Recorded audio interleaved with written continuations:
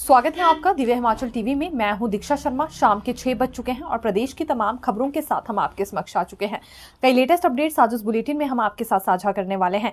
देखिए, विशेष तौर से बड़ी खबर निर्दलीय विधायकों से जुड़ी हम आपके लिए लेकर आए हैं, क्योंकि विधानसभा अध्यक्ष कुलदीप सिंह पठानिया की ओर से नोटिस इन्हें जारी किया गया था और जिसका जवाब आज इनकी ओर से दायर होना था विधानसभा अध्यक्ष के कोर्ट में, लेकिन ये इस पेशी में गए ही नहीं। आखिरकार किस वजह से तीनों निर्दलीय विधायक नहीं आए हैं और क्या जवाब अब निर्दलीय विधायक होशियार सिंह की ओर से इस पूरे मामले में दिया गया है, ये जानकारी हम आप तक पहुंचाने वाले हैं, क्योंकि बड़ा जुबानी हमला भी इन्होंने कांग्रेस सरकार पर और विधानसभा अध्यक्ष कुलदीप सिंह पठानिया पर किया है।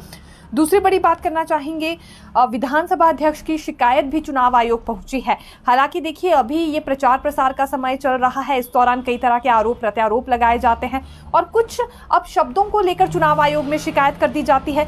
लेकिन ऐसी क्या नौबत आन पड़ी है जो भाजपा की ओर से विधानसभा अध्यक्ष कुलदीप सिंह पठानिया तक की शिकायत चुनाव आयोग को भेजी गई है? ये कौन सा मैटर है, ये भी जानकारी हम आप तक पहुंचाने वाले हैं।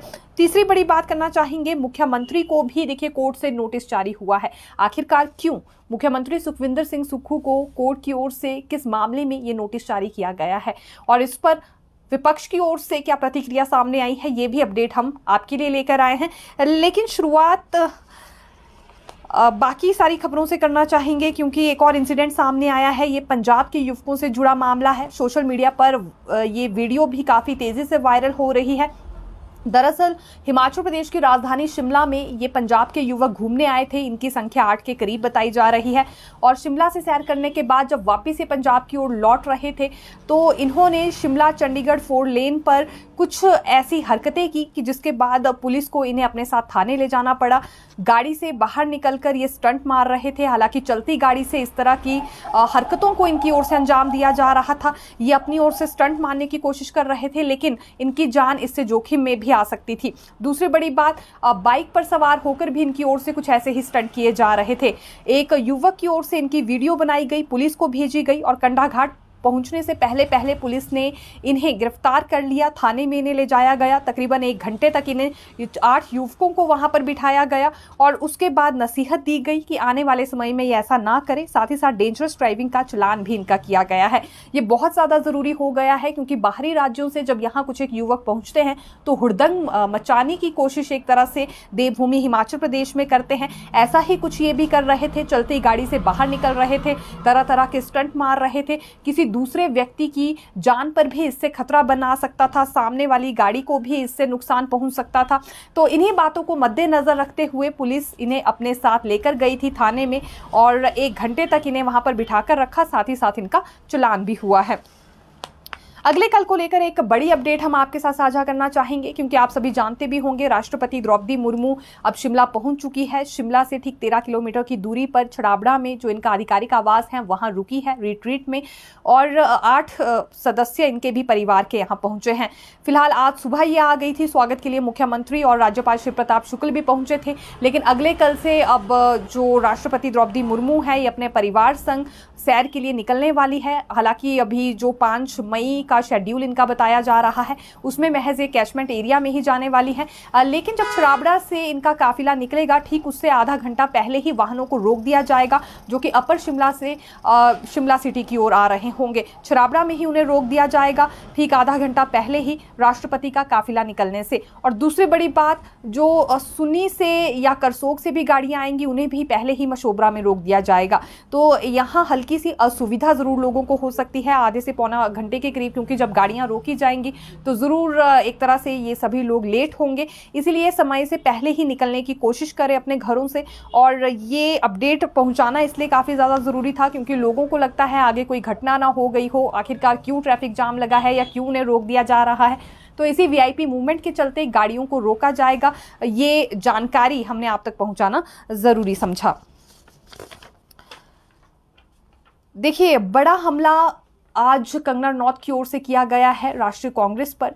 ये जनसभा संबोधित कर रही थी सरकाघाट में और वहीं जुबानी हमला राष्ट्रीय कांग्रेस पर करते हुए इन्होंने कहा कि सबसे पहले यहाँ मोतीलाल नेहरू सामने आए थे, जो कि अंबानी के करैक्टर के थे। हालांकि ये क्या सोच समझकर आज कंगना रनौत की ओर से स्टेटमेंट दी गई है ये कहना काफ़ी ज़्यादा मुश्किल है, लेकिन अंबानी को भी इन्होंने एक तरह से टारगेट करने की कोशिश की है। दूसरी स्टेटमेंट इनकी ओर से गांधी परिवार के लिए दी गई, जिसमें इनका कहना था कि फिर इंदिरा गांधी आई जो सबसे ज़्यादा तानाशाही नेता थी, आज तक उन जैसी तानाशाही नेता पूरे देश भर में कोई नहीं रही है। तीसरी बात इन्होंने फिर सोनिया गांधी को लेकर कही कि फिर इटालियन मैडम भी आई और उन्होंने भी अपनी ही चलाने की कोशिश की। ये शहजादों की पार्टी है और एक शहजादे हिमाचल में भी है जो तरह तरह की बयानबाजी करते रहते हैं। और तो और आज मंत्री विक्रमादित्य सिंह के लिए कार्टून जैसे शब्द का इस्तेमाल भी कंगना रनौत की ओर से किया गया है। दरअसल कंगना ने अपने शब्दों में ये भी कह दिया जनसभा को संबोधित करते हुए कि जिस तरह की बयानबाजी विक्रमादित्य सिंह करते हैं वो हास्यास्पद है, बिना सोचे समझे कुछ भी कह देते हैं, अपनी ओर से सीरियस बात कहते हैं लेकिन बाद में वो बात मजाक बन जाती है, उनके उस पर मीम बन जाते हैं और कार्टून की उपाधि भी आज उन्होंने विक्रमादित्य सिंह को दी है। खैर ये पिछले कई दिनों से हम देख रहे हैं, आरोप प्रत्यारोप का सिलसिला जारी है। अगर कंगना रनौत कुछ कहती है तो बिल्कुल उसके बदले में जवाब भी मंत्री विक्रमादित्य सिंह की ओर से सामने आ रहा है, क्योंकि कांटे की टक्कर मंडी संसदीय सीट पर मानी जा रही है। भाजपा प्रत्याशी है कंगना रनौत और वो भी तरह तरह की बातें यहाँ कह रही हैं और विक्रमादित्य सिंह का भी यही कहना है। लेकिन विक्रमादित्य सिंह के साथ साथ आज राष्ट्रीय कांग्रेस के नेताओं को भी आड़े हाथों लिया है कंगना रनौत ने, एक एक का नाम लिया, एक एक का जिक्र किया और फिर उस पर कोई ना कोई टिप्पणी इनकी ओर से दी गई है। कंगना रनौत का ये मानना था कि उनके चरित्र को लेकर, संस्कारों को लेकर विक्रमादित्य सिंह बड़ी बड़ी बातें करते हैं, लेकिन शायद भूल गए हैं कि पद्मश्री अवार्ड से कंगना रनौत नवाजित हैं। दूसरी ओर विक्रमादित्य सिंह है जिन्हें सब कुछ अपने बाप और दादा की जागीर के तौर पर मिला है। ये बात हालांकि पहले भी इनकी ओर से कई दफ़ा कही गई है, आज फिर ऐसे ही शब्दों का इस्तेमाल इनकी ओर से किया गया है और बिल्कुल रिएक्शन इस पर आएगा ही, क्योंकि ऐसा ही पिछले कुछ दिनों से हमें देखने के लिए मिल रहा है। डे बोर्डिंग स्कूल पर मुख्यमंत्री सुक्खू की ओर से आज एक और बड़ा बयान दिया गया है। ये नालागढ़ में और पांवटा साहिब में जनसभाओं को संबोधित कर रहे थे, जहां सबसे पहले तो इन्होंने भाजपा पर तंज कसते हुए ये कहा कि जब आपदा प्रस्ताव पारित करने की बारी आई तो भाजपाई पीछे हट गए थे, वो नहीं चाहते थे कि प्रभावित परिवारों को मदद मिल सके। फिर अपने स्तर पर ही यहाँ बजट कांग्रेस सरकार की ओर से दिया गया। दूसरी बड़ी बात इन्होंने ये कही कि आने वाले समय में डे बोर्डिंग स्कूल हर विधानसभा क्षेत्र में तैयार किए जा रहे हैं। हर बच्चा अब आत्मविश्वास से भरा होगा। सरकारी स्कूल के बच्चे खुद को कम नहीं आंक पाएंगे प्राइवेट स्कूल्स के छात्रों के मुकाबले। तकसीम और इंतकाल जैसे मामलों को एक झटके में निपटाने की कोशिश वर्तमान सरकार ने की है। बजट नहीं था लेकिन उसके बावजूद भी ये सब कुछ कर दिखाया है, ये अपनी जनसभा में आज मुख्यमंत्री सुक्खू की ओर से कहा गया। इसी बीच एक और बड़ी स्टेटमेंट सामने आई है, क्योंकि ये देखिए पॉलिटिकली सिनेरियो आजकल कैसा चल रहा है, इस बीच क्या कौन किसके लिए कह रहा है ये जानकारी हम आप तक पहुंचाते हैं। हालांकि बाकी अपडेट्स भी रहती है लेकिन ये बताना भी जरूरी है। और भाजपा विधायक सतपाल सत्ती ने यहाँ कर्ज को लेकर कुछ एक सवाल उठाए हैं। उनका ये मानना है कि जब से लेकर नया वित्त वर्ष शुरू हुआ है 2 महीने के भीतर ही 1700 करोड़ का लोन कांग्रेस सरकार ने ले लिया है। ये कांग्रेस सरकार पहले भाजपा पर सवाल उठाती थी कर्ज लेने के लिए, लेकिन ये तो अंधाधुन कर्ज लेने पर यहाँ तुले हुए हैं। दूसरी बड़ी बात उन्होंने ये भी कही कि बार बार खरीद फरोख्त के आरोप भाजपा पर लगाए जा रहे हैं कि 6 नेताओं को भाजपा ने खरीद लिया, लेकिन सुजानपुर में, गगरेट में जो टिकट दिए जा रहे हैं वो किस आधार पर दिए जा रहे हैं, ये भी तो खरीद फरोख्त की राजनीति है। और इस पर उन्होंने कांग्रेस से सवाल किया है कि आखिरकार भाजपा से आए हुए नेताओं को फिर वहां इन 2 हलकों में टिकट क्यों दिए जा रहे हैं। तीसरी बड़ी बात इन्होंने सतपाल रायजादा को लेकर कही है कि बली का बकरा उन्हें लोकसभा सीट में बना दिया गया है। हमीरपुर संसदीय सीट से सतपाल रायजादा हारने वाले हैं, वो भी इस बात को अच्छे से जानते हैं और इसी वजह से इतनी बौखलाहट में आ गए हैं कि कैसे भी शब्दों का इस्तेमाल कर रहे हैं, क्योंकि यहां मजबूरी में उन्हें भी चुनाव लड़ना पड़ रहा है। बाकी के कैंडिडेट्स पीछे हट गए थे, कांग्रेस के पास प्रत्याशी थे ही नहीं और लास्ट में फिर सतपाल रायजादा पर ही सहमति बनानी पड़ी और रायजादा भी बहुत बुरी तरह से डरे हुए हैं, परेशान हैं कि इतनी बड़ी हार का सामना वो कैसे करेंगे। हालांकि कांग्रेस को देखिए इस बीच आज बड़ा झटका भी लगा है। ये पिछले कल की हालांकि बात है, ठीक रात को 10 से 10:30 बजे के करीब जो अर्की से कांग्रेस नेता थे राजेंद्र ठाकुर 2022 में ही हालांकि इनकी ओर से बगावती सुर छेड़ दिए गए थे। जब इन्हें टिकट ना देते हुए कांग्रेस की ओर से संजय अवस्थी को वहां से टिकट दिया गया तो उसी वक्त इन्होंने निर्दलीय चुनाव लड़ा था, लेकिन 4000 के करीब वोट से ये हार गए थे और अब ये भाजपा में शामिल हो गए हैं। भाजपा प्रदेश अध्यक्ष डॉक्टर राजीव बिंदल की मौजूदगी में इन्होंने भाजपा में बिल्कुल अपनी भागीदारी अब दिखाई है, ये शामिल हो चुके हैं। कल रात को इन्होंने भाजपा ज्वाइन कर ली, लेकिन बड़ा झटका हम कांग्रेस के लिए इसलिए कहना चाहेंगे क्योंकि स्वर्गीय वीरभद्र सिंह के ये काफ़ी करीबी माने जाते थे, एक तरह से वीरभद्र सिंह का हनुमान भी इन्हें कहा जाता था। और अब ये होली लॉज को तो बड़ा झटका है ही है, बाकी की कांग्रेस पार्टी को भी बड़ा झटका है, क्योंकि कई बड़े काम इन्होंने कांग्रेस पार्टी के लिए भी किए हैं। हालांकि पिछले 1.5 साल से काफ़ी ज़्यादा नाराज़ ये कांग्रेस पार्टी से चल रहे थे, लेकिन ये किसी ने नहीं माना था कि एकदम से यूं भाजपा ज्वाइन कर लेंगे। और इस बात पर डॉक्टर राजीव बिंदल, जो कि भाजपा प्रदेश अध्यक्ष है, उनकी ओर से काफ़ी ज़्यादा खुशी भी जाहिर की गई है। एक और बड़ी अपडेट आज सामने आई है। मुख्यमंत्री सुक्खू को कोर्ट का नोटिस जारी किया गया है। कोर्ट से उन्हें नोटिस जारी किया गया है मानहानि केस में। ये सुधीर शर्मा की ओर से मानहानि का केस दर्ज करवाया गया था। दरअसल कुटलैहड़ में एक जनसभा को संबोधित करते हुए मुख्यमंत्री ने ये स्टेटमेंट दी थी कि जो कांग्रेस से नेता बागी हुए हैं 15-15 करोड़ में बिक गए हैं और भाजपा ने उन्हें खरीद लिया है। इसी बयान से परेशान होकर सुधीर शर्मा ने कोर्ट में मानहानि का मुकदमा दर्ज करवाया था और इसी केस में अब नोटिस जारी कर दिया गया है मुख्यमंत्री सुक्खू को। उन्हें इस पर जवाब देना होगा। हालांकि ये मामला 16 मई को दोबारा सुना जाएगा। तो अभी ये देखा जा सकता है कि इस तरह के आरोप प्रत्यारोप तो लग ही रहे हैं, लेकिन दूसरी ओर जो मुकदमे कोर्ट तक पहुंच रहे हैं या चुनाव आयोग तक जो शिकायतें पहुंच रही है, उसका भी इस बार पॉलिटिक्स में भारी असर देखने के लिए मिल रहा है। सुधीर शर्मा का ये मानना है कि उनकी छवि खराब करने की कोशिश मुख्यमंत्री ने की है, इसीलिए उन्होंने मानहानि का केस दर्ज करवा दिया था और अब यहां नोटिस भी जारी हो गया है। मुख्यमंत्री को इस पर जवाब देने के लिए कहा गया है 16 मई को। अब देखना होगा इसमें क्या कुछ अपडेट निकलकर सामने आती है। ये कुछ युवाओं से जुड़ी जानकारियां भी हम लेकर आए हैं, क्योंकि नेशनल टेस्टिंग एजेंसी की ओर से देश की सबसे बड़ी परीक्षा नीट करवाई जाएगी। अगले कल होने वाली है। दोपहर 2 से शाम 5:20 तक ये परीक्षा रहेगी। इसके लिए 11 परीक्षा केंद्र बनाए गए हैं। परीक्षा केंद्र में प्रवेश 11 बजे से मिलना शुरू हो जाएगा और 1:30 बजे तक चलेगा, क्योंकि फिर 2 बजे से परीक्षा होने वाली है। अगली बात करना चाहेंगे रिसर्च ऑफिसर और असिस्टेंट रिसर्च ऑफिसर की परीक्षा से जुड़ी, क्योंकि लोक सेवा आयोग ने इसे लेकर भी शेड्यूल जारी कर दिया है। इकोनॉमिक्स एंड स्टैटिस्टिक्स विभाग में रिसर्च ऑफिसर और प्लानिंग विभाग में असिस्टेंट रिसर्च ऑफिसर के पदों पर स्क्रीनिंग परीक्षा का शेड्यूल जारी कर दिया गया है। रिसर्च ऑफिसर परीक्षा 15 मई को 11 से 12 बजे के बीच होगी, जबकि इसी दिन 2 से 5 बजे तक दूसरा पेपर होगा। इसके साथ ही असिस्टेंट रिसर्च ऑफिसर की परीक्षा 18 मई को होगी। हालांकि बाकी की जानकारी लोक सेवा आयोग की वेबसाइट पर जाकर भी अभ्यर्थी चेक कर सकते हैं, लेकिन स्क्रीनिंग टेस्ट को लेकर शेड्यूल जारी हुआ है, ये बात हमने आप तक पहुंचाना जरूरी समझा। अब आना चाहेंगे सबसे अहम खबर पर। ये 3 निर्दलीय विधायकों से जुड़ी है। दरअसल विधानसभा अध्यक्ष कुलदीप सिंह पठानिया ने नोटिस इन्हें जारी किया था और 4 मई को उसमें रिप्लाई दायर करने के लिए कहा था। राजस्व मंत्री जगत सिंह नेगी की ओर से ये याचिका विधानसभा अध्यक्ष के कोर्ट में दायर की गई थी, जिसमें दल बदल कानून को प्रभावित करने की कोशिश निर्दलीय विधायकों ने की है। ये शिकायत थी और इन पर कार्रवाई होनी चाहिए, क्योंकि इनका इस्तीफा स्वीकार नहीं हुआ था। उससे पहले ही इन्होंने भाजपा ज्वाइन कर ली, तो ये दल बदल कानून को प्रभावित करते हैं। ये बात उस याचिका में कही गई थी और इसी पर नोटिस भी 3 निर्दलीय विधायकों को जारी हुआ। पहले 3 निर्दलीय विधायकों ने रणनीति ये बनाई थी कि मेल के जरिए ही वो रिप्लाई दे देंगे, लेकिन आज उन्होंने मेल के जरिए भी रिप्लाई नहीं दिया। और जब हमने होशियार सिंह निर्दलीय विधायक जो हैं उनसे बात की, तो उनका ये कहना था कि केवल कांग्रेस समय जाया करने की कोशिश कर रही है।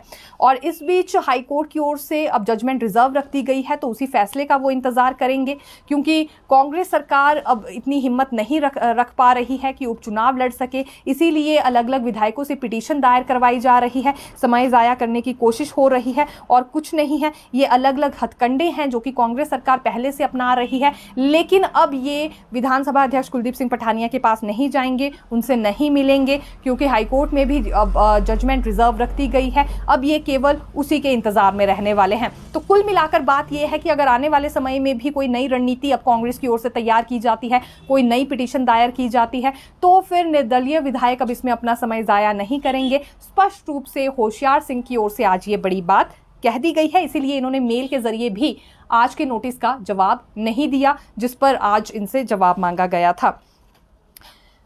भाजपा की ओर से विधानसभा अध्यक्ष कुलदीप सिंह पठानिया की शिकायत भी चुनाव आयोग को की गई है और ये शिकायत करने वाले विधायक हैं हंसराज। दरअसल हंसराज जी की ओर से ये माना जा रहा है कि जितनी भी रैलीज हो रही हैं चंबा के क्षेत्र में, चाहे वो विक्रमादित्य सिंह कर रहे हों या फिर मुख्यमंत्री सुक्खू कर रहे हों, उन रैलियों में कुलदीप सिंह पठानिया को देखा जा रहा है और पूरे सरकारी तामझाम के साथ ये नजर आ रहे हैं। एक संवैधानिक पद पर विधानसभा अध्यक्ष कुलदीप सिंह पठानिया हैं। जब स्पीकर की कुर्सी पर ये बैठ गए हैं तो इनसे ऐसी उम्मीद नहीं की जा सकती है। इन्होंने नियमों को प्रभावित करने की कोशिश की है, इसीलिए चुनाव आयोग को कड़ी कार्रवाई इन पर करनी चाहिए। तो विधानसभा अध्यक्ष कुलदीप सिंह पठानिया की शिकायत भी अब चुनाव आयोग पहुंच गई है।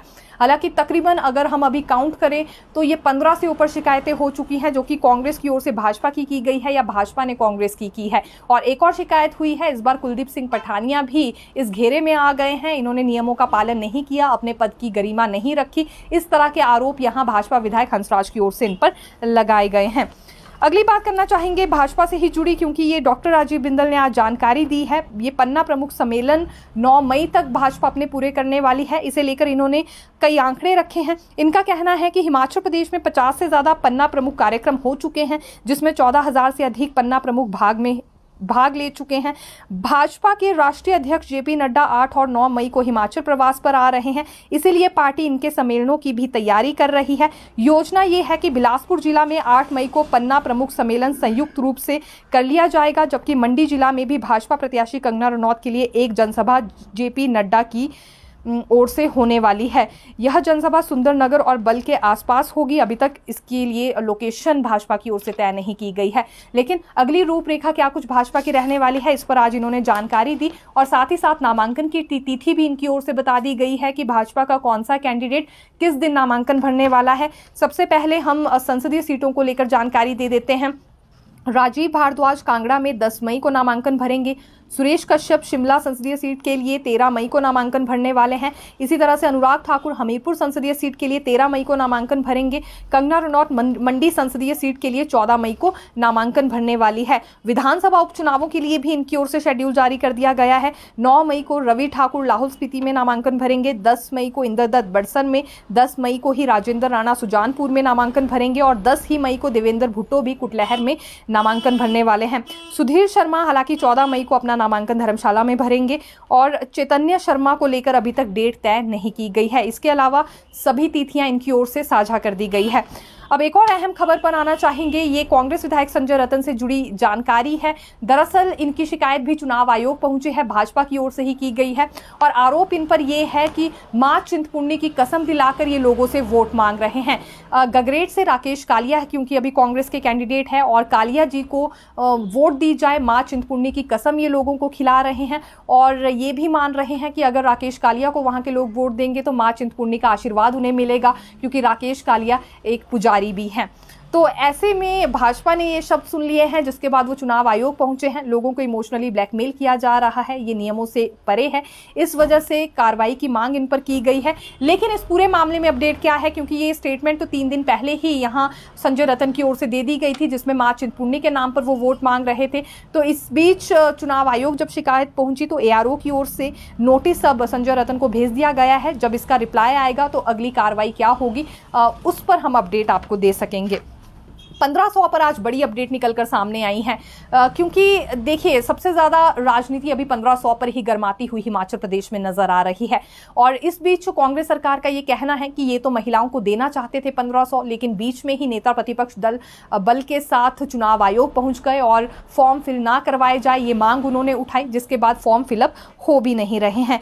लेकिन इस पूरे मामले से संबंधित बड़ी अपडेट ये है कि हिमाचल सरकार की ओर से चुनाव आयोग को मंजूरी के लिए फाइल दिल्ली अब भेजी जा रही है, यानी कि भारत निर्वाचन आयोग के पास अब ये फाइल भेजी जा रही है दिल्ली। इसमें परमिशन मांगी जाएगी कि महिलाओं को 1500 दिए जा सके। हालांकि मुख्य निर्वाचन अधिकारी कार्यालय इस मामले में कोड ऑफ कंडक्ट के नियमों के अनुसार ही दिल्ली में भी निर्णय लेने वाला है। लेकिन इससे पहले जो एक बड़ी जानकारी सामने आई थी उसमें निर्वाचन आयोग की ओर से यह स्पष्ट किया गया था कि कोड ऑफ कंडक्ट की अवधि में कोई भी नया लाभार्थी इसमें ना जोड़ा जाए, और उसके बाद फिर कोई नया लाभार्थी जोड़ा भी नहीं गया और ना ही फॉर्म फिल करवाए गए। लेकिन अब बाकी के 2 मैटर्स को लेकर यहां कांग्रेस सरकार की ओर से ये फाइल दिल्ली भेजी जा रही है। इसमें 2 ऑप्शंस को लेकर मंजूरी मांगी गई है। पहली ये कि कोड ऑफ कंडक्ट लगने से पहले जो आवेदन आ गए थे, क्या उन महिलाओं को यहां पर ये पेंशन दी जा सकती है, यानी कि जिन महिलाओं ने आचार संहिता लगने से पहले फॉर्म फिल कर दिए थे, आवेदन कर दिया था, उन्हें अभी लाभार्थी बनाया जा सकता है, उनके लिए 1500 शुरू किए जा सकते हैं। और दूसरा बड़ा जो मैटर है, यानी कि दूसरी ऑप्शन जो यहाँ पर परमिशन के लिए भेजी जा रही है दिल्ली में, वो ये है कि दूसरा नए आवेदन सरकारी कार्यालय में एक्सेप्ट करना। जो अभी नए आवेदन आ भी रहे हैं उन्हें सरकारी कार्यालय में एक्सेप्ट किया जा सकता है या नहीं किया जा सकता है। तो अब इस पर परमिशन आती है या नहीं ये हमें देखना होगा, क्योंकि महिलाओं में तो खासा इंतजार 1500 को लेकर हो रहा है। और हमने देखा था जैसे ही अनाउंसमेंट की गई थी कि 1500 के फॉर्म फिल करवाए जाएंगे, तो सबसे ज़्यादा क्राउड ग्रामीण इलाकों में महिलाओं का देखने के लिए मिला।